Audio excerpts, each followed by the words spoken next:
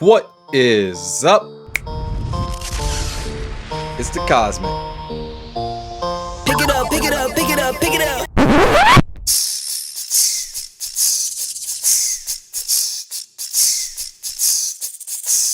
What is up, everybody? It is DeCosmic back here, and today I'm actually going to be switching up the little vibe here. And as you can see, I got a little buddy here. Her name's Irene. She's a cutie. Say hi, Irene. Oh, she's wanting to run away from the camera, but it's all right. Today this video is brought to you by Dragon House LLC, and they make these amazing enclosures, these PVC enclosures, all sorts of things for any kind of reptile, insect, say that you have a spider, a tarantula, snakes, lizards. As you can see here, all these are also Dragon House enclosures, and you have your pythons in there, and then you got boas in another one.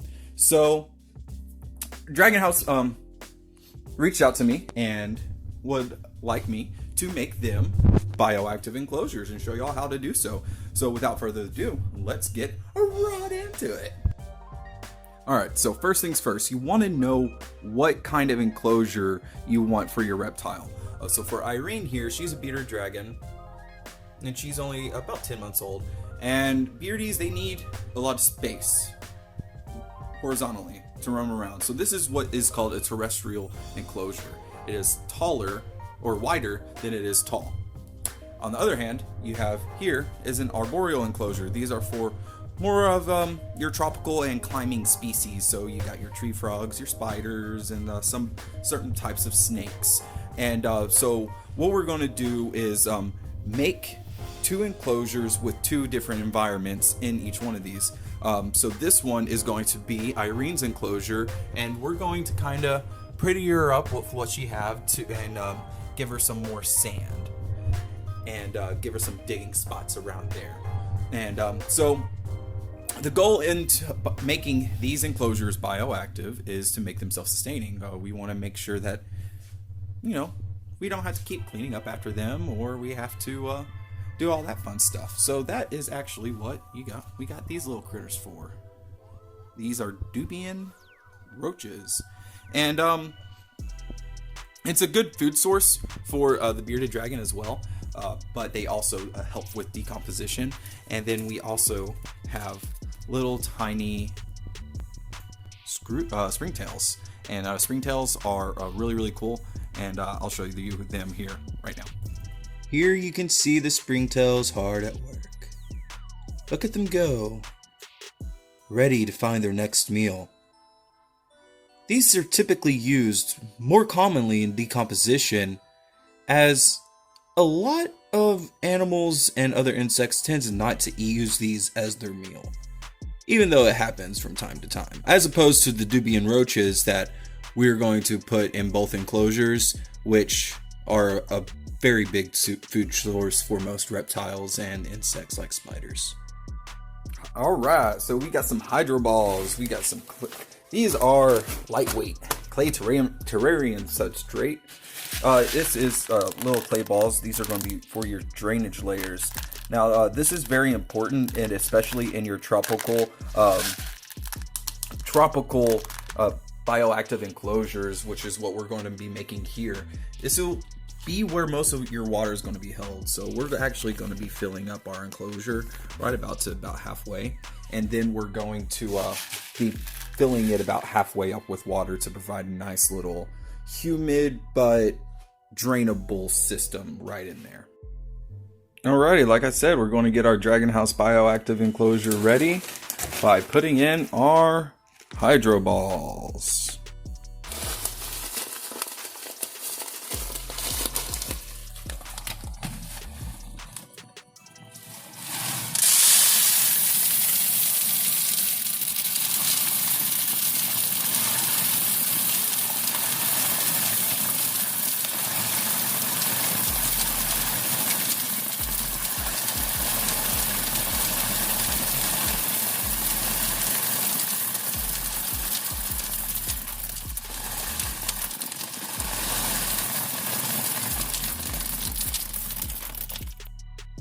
Alright, as you can see, the drainage layer didn't go up as high as I expected it to be, which I wanted it to go about right to here, which is perfectly fine.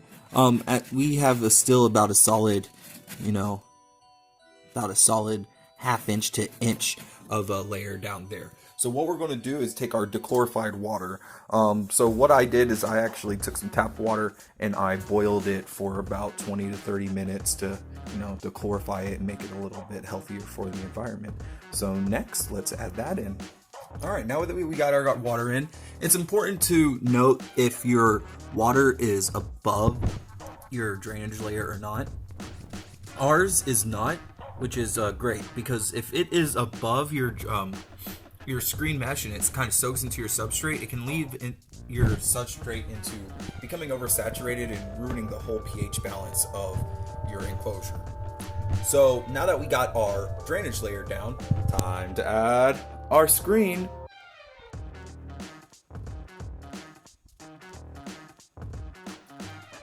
Next, you want to add your substrate, your soil, to your enclosure. You want it to be at least 3 inches deep to make sure that your animals have enough room to burrow, as well as your decomposers. Oh, hey Dobby, you want to help? You want to help with it? Yeah? Okay, cool.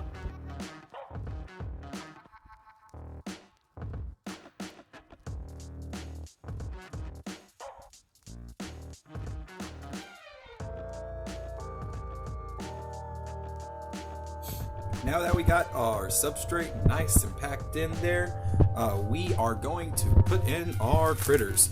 And just to let you know, we did end up using about almost a full 11-liter bag in here, but this is about 5 to 6 inches deep. I wanted to make it a little bit deeper just for our little critters to be able to dig around and burrow in and all that fun stuff. Really make this soil nice and nutrient rich. Alrighty, time to add our little springtails in here. We're going to go ahead and just add about that much. You see that they're all in there? This colony will eventually start to really grow and develop over time. You need to kind of help the enclosure's upkeep that start to get these colonies really growing. So just throw a little bit more in there. All right. Now you gotta add some of these little doobies. Ugh, they're so gross. We're just gonna let them chill and burrow and all sorts of fun stuff. And there's some oats for their food too. But they'll be eating poop for food here soon. Alright. Alrighty, we got our plant nice and planted. We're gonna give her just a little bit of water. Nice water. Alright, now you want to put a small layer of dry substrate down to kind of help prevent any scale rot. If your lizards or snakes are in here and they're lying down on this, wet, damp substrate, they could get sick. So you don't really want that to happen. So you want to put either your forest floor or some of your cocoa block down there as a small layer. All right, with our little substrate down here, that nice dried substrate, we want to go ahead and add our leaf litter. This leaf litter is going to help to provide decomposition and food and nutrients for our decomposers down here already, and also help the beneficial bacteria colonies really grow and thrive. To be or not to be? That is the question. Now it's time to add your decor, and in the spirit of spookiness, we're gonna put a skull in here. A skull. It has a hole. Alright, so I got my aesthetics and my climbing stick in here. The stick might be just a little too big, so we may end up actually getting a different stick for this enclosure and putting this in with Irene's enclosure. So what I wanted to do, I like the look of it, but I wanted to give it a little bit more creepy look. So what I'm going to do is add some live tropical moss. This is kind of helps provide, some more humidity capturing and some more beneficial bacteria development. So what I'm going to go ahead and do is add this in here and kind of decorate it, spruce it up, and then your bioactive enclosure, your arboreal one, is complete, and we just had to find a little scale baby to put in it. Hey there, Miss Irene. A little offended that I took you out. Yeah, her name's Irene. Ain't she cute? All right, so we went ahead and dug out all of her accessories and all of her food and meals and decomposers. Dobby is extremely interested. What is that? What is that? Can y'all hear them? Doesn't that give you anxiety? It's great. You got a couple of mealworms in there too. All right, so now we gotta clean her stuff out and get her ready for her brand new pad. Now that Irene's crate is nice and cleaned out and all the critters are sitting there just scuttling about, we are going to decide how we're going to design this. What's our layout going to be? Obviously, we're going to have our heat here, and our plant's probably going to be over out on this side, but how we want our design to be. For this, we're going to be ending up using our forest floor, the rest of our soil, and some of our sand. So, let's go ahead and get the forest floor open. I got my soil and my substrate in. So what I ended up doing was taking the rest of that reptisoil and the rest of the whole bag of forest floor and mixing it together to provide a nice nutrient-rich environment for these grub and mealworms and springtails. But I'm also going to be putting in this nice little tiny plant. And so you're going to get a nice little corner right over there. And now it's time to add the sand. So give me 1 second and I'll have the sand in and our pebbles in, and we'll be fully decked out and Irene will be ready to get inside of her enclosure. Alrighty, nice and set up. We got nice and sand desert area for Irene over there. We got a nice little plant in there. Their logs, little Heidi logs. Her water bowl. We got a nice little soil area, and this is going to be for these things. So let's first go ahead and add our screwtails. Or springtails, I'm sorry. Get our springtails in there and mixed about.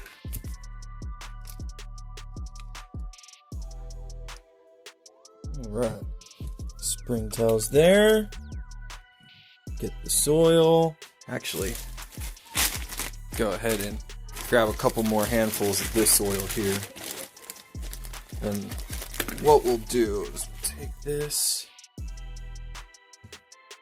spread this around, get it nice and spread. Now it's okay if you buried this like I did. It's okay. You can easily unbury it, so you can take it out and clean it for water and all that fun jazz. I just like to have it a little bit buried to kind of provide a nice little aesthetics, kind of like I did with the lava rocks here, or the clay balls. Those are just purely for aesthetic. So make sure your substrate's off your tracks. We got our screwtails in there. Springtails. And now, time to get these guys in there. All right, just put them right on in. Whoop, whoop. Whoop, go that way. Go on in there, little guy. All right. Let them colonize and get all dug up in there and do their thing. All right. Now there's nothing left to do but to put Irene into her brand new terrestrial dragon house enclosure. Look at this dude. LOL. This guy looks like he's Jack Carrington.